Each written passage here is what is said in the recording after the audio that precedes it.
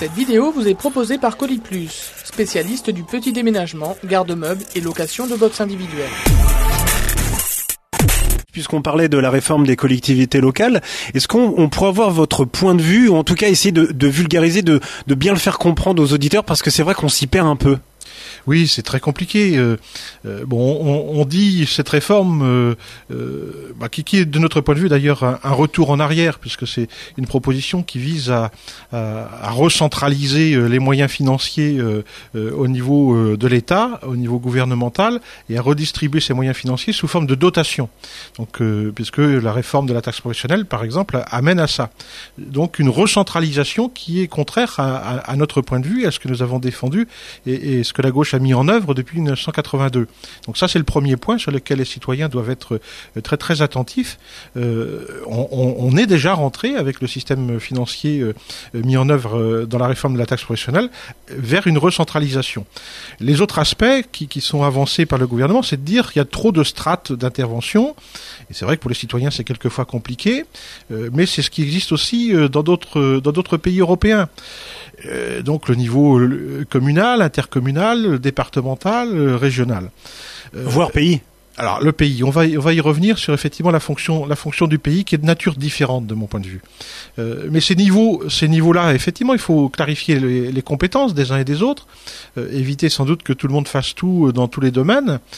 Pour autant, il fallait sûrement réfléchir à une réforme. Nous, la gauche, nous sommes favorables à poursuivre les réformes, renforcer les collectivités territoriales, renforcer la proximité à l'égard des citoyens, faire en sorte que les citoyens participent plus aussi aux orientations prises par ces différentes collectivités. Tout ça, il faut être dans une logique de dynamique, d'avancée et de réforme.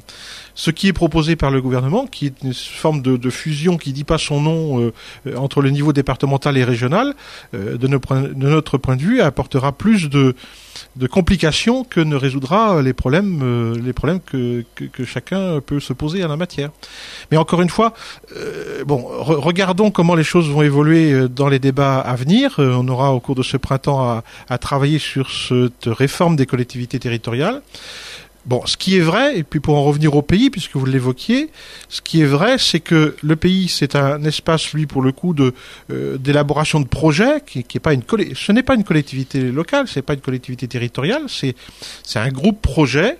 Alors, sans doute, ça va évoluer, ces choses-là.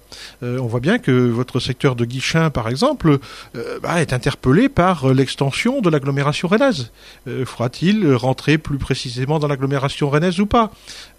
Pour quel intérêt il y a à être dans l'agglo ou à rester dans un système de pays à dominante rurale, entre guillemets, au sein des vallons de Vilaine? Bon, tout ça mérite discussion.